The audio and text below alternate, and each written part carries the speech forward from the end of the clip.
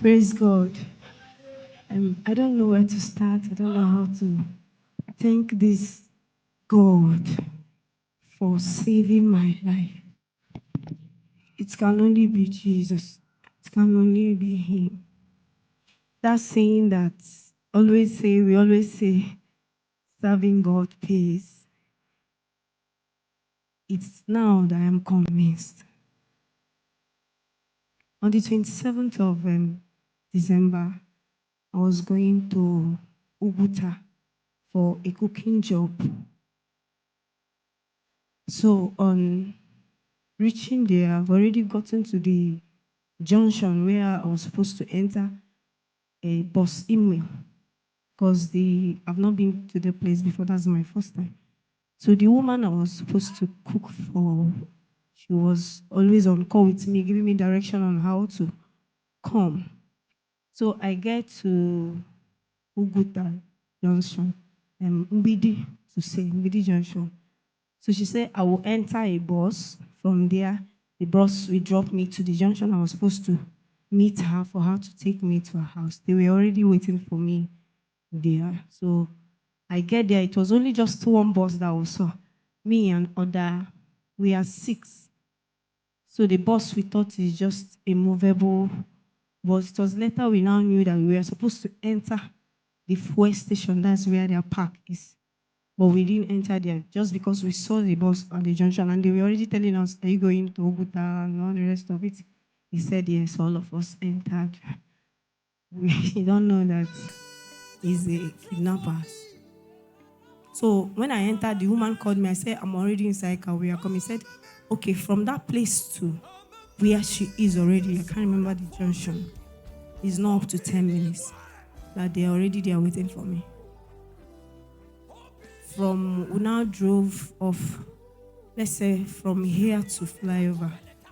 The bus driver now diverted to a road where we don't know.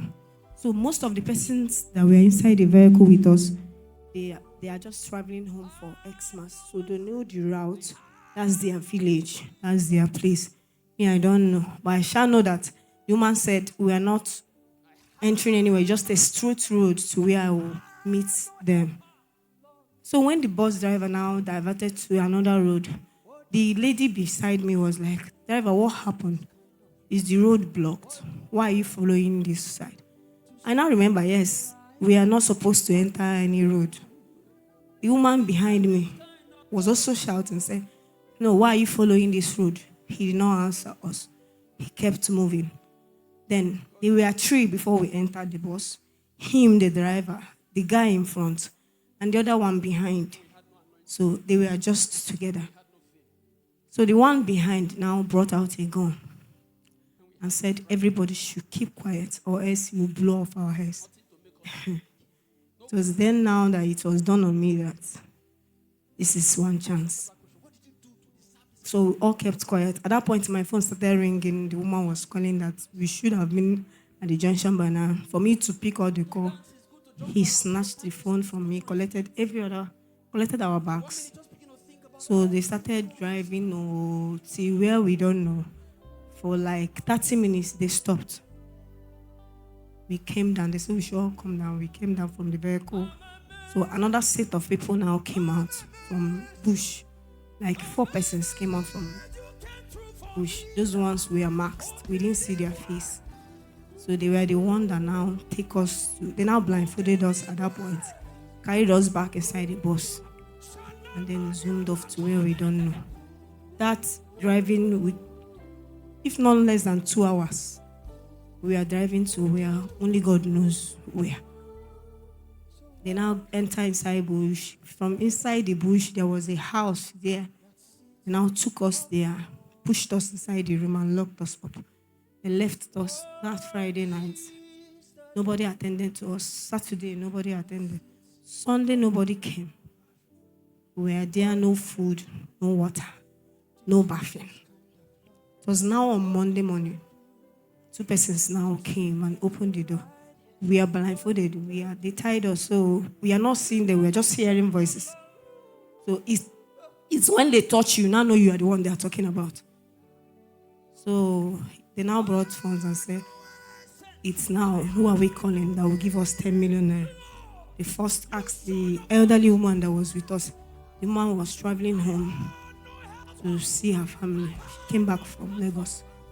The woman started crying, said, okay, they should call her husband. They opened her phone, they called her husband, they started negotiating and all the rest of it. At the end of the day, landed in 8 million. Family sent the money, they released the woman. She left. It was now remaining 5. Monday evening, okay, that was Tuesday morning. Another, they now came back. So I was waiting for my own turn. In my mind, where will I get 10 million naira from? I don't even have anybody that will give me 10 million. But I was just praying in my spirit. I didn't even talk. I was just praying inside of me. I said, God, just let your will be done. I don't even know, my family has been calling and calling to know. I was saying, if at all they can just give me phone, let me just call my family. I can call my elder brother. That's my elder brother. I can just come. He's a pastor in Winners Chapel. I can just call him and tell them this is what is happening. Tuesday, they came for another person. The other man, they asked him, after all the said and done, they collected 7 million from the man. So when they were outside, they were speaking their language. Their Igbo was somehow. So the lady that was beside me, a young lady, she was traveling home to go and see her dad. Her mom died November. So even her mom was still in mortuary. So the father, as a result of the mom's death, the man now fell sick. So she was traveling to go and see the dad. According to her, they were just two, she and her younger brother. Even all those things, the foodstuffs that she bought, they carried everything. So the girl now heard them speaking their whatever. So she started shouting, these are village people, these are, I can't recognize one voice, these are village people, these are brothers, they can't keep her here, blah, blah, blah, and all the rest of it. So when they now heard her, they opened the door, so who is that person that shouted? So she was trying to attack them or join them, or I don't even know, because her eyes were closed. It was just voices. All we heard, they gunshot, they shot her. Now she died. We carried her. I heard one voice, take her away, get out, please, blah, blah, blah. So that was how I was still there. It was now then that shocked entered me. I said, God, maybe I'm the next to die. Because who am I going to call and to give me 10 million naira? I was sharp praying for them to just come to me and said, it is now your turn. Who are we calling? So the lady, then when they took her out, they started another negotiation on the guy. And so many things happened. That one still paid. So it was not remaining the two of us, me and 2 other guys. When the woman was going, she said, no, why is it that I said, I don't know. He said, this one, they are looking at you and you are beautiful. Maybe they want to use you as usual. Sometimes they use people, they harvest people's organs and use them. So looking at, they are not even attending to me means that's what they want to do with me. I said in my spirit, it cannot happen. God will not allow it. So it was looking like I was abandoned. Nobody was attending to me. Nobody was coming to me. Nobody was asking me anything. They just left me there. I was there, just praying inside of me. So the woman now left. On Wednesday evening, they did not come Wednesday morning. It was now Wednesday evening time. So they came. One person came, entered. I said, you people are wasting my time. If you don't want to cooperate, I will take you people out and waste you guys. Who are we calling? Who are we calling? I was thinking I was the one they were asking, because until they touch you now, you now know it's you. So we now heard another strange voices that just came in. We don't know that one because we've not heard that voice before. That's the first time. So he now came and said, what are these people doing there? They don't want to cooperate.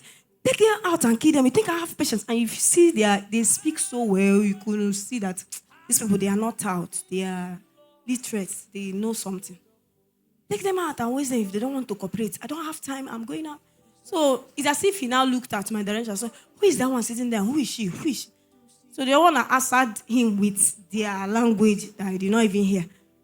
He said, take her out. Take her out. I don't want to see her. Take her out. Get out. Get out. I didn't even know I was the one. No.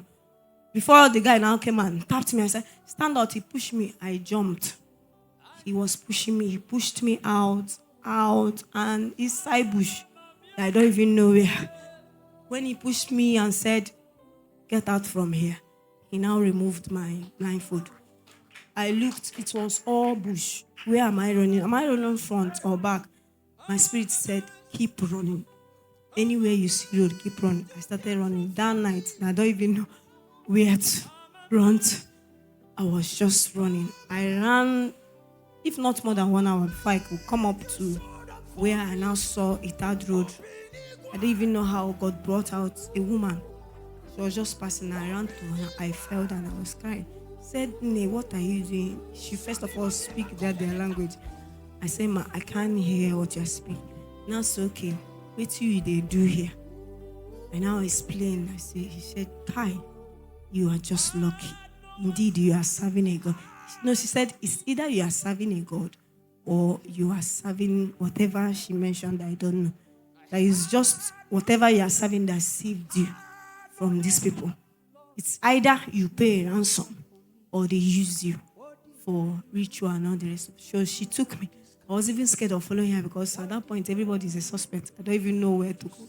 But I shall know that since God saved me from these people, I'm free. So she now took me to her house that night. When we get to that place, it was around after 11 in the night. And now beat he gave me food. I said, no, I'm not eating. I was not hungry. I was just praying. Then my phone was off and all the rest of it. So it was now Monday, Thursday morning, being the third, the fourth. She now called one man in their village and said, please, she says she wants to go back to where she came from. That she should carry me to where I can enter bus that is going to Owerri. It was that woman and now brought me out to I remember a Olo side. So that was where now Mbidi, thank you. Now brought me out to Mbidi. I was looking for how to, because my bags was collected. I don't have any money with me aside that my phone that they gave me. I was now looking for where to charge and at least get my phone on so that people can call. So I saw one where they sell phone and all that. I just entered there and I'd explained. So you just looking at me, you could see that I was not good looking at all. One clothes that I wore for 6 days, no beating, nothing. So when the guy looked at me, he said, God, it is your God that is alive. Oh, you came out from the lion's den alive. So he now helped me. I used this phone to log into his OP account and I can do transfer so I can get money that will take me back to Owerri and all that. So he now powered my phone. When I on my phone, the first call that entered was the woman I was supposed to go and cook for. She did not even, what she asked was, Ne, Ele. I told her, she said, okay, stay there because when the ransom thing was going on, people were calling their families. They heard that some persons were kidnapped. So she said, for my phone to just off all of a sudden when I'm about to meet her. So they assumed that I might be with among the people. So she was just praying if I thought they would call her. That was her prayer. Her husband said she didn't eat, she did not sleep for 4 days. She was just praying that what if something happened to me? She's the first person the police will arrest because she's the last call. She's the last person that called me. When the trace began, she was just praying. So they now came to that place and took me back to their house. That was where I now stayed that Thursday, Friday. She said she wants to make sure I'm okay. She took me to hospital. They took lab and all. They gave me injections. And my BP was low and all the rest of it. So on Sunday, they brought me back. Saved me. So that was how I came back alive and sound. I've just come to return all the glory to the doer of all things. While I was inside the room, inside the bush, the only song that was in my spirit, I was singing it all through inside my spirit. Nobody heard my voice. At the point, those people were asking me, "Ne kuku oku." So you are just quiet. You are not talking. You are not even crying. Unlike me, I didn't even cry. I did not even say, "Please help me now." I was just there. The song that was inside my spirit was Amaram no nyewem non so. Amaram no nogi ebe dianya. Amara mboge bidoru. Eluwa gamara na chimne fedige. That was just the song I was singing all through till I came out from that place. Praise God.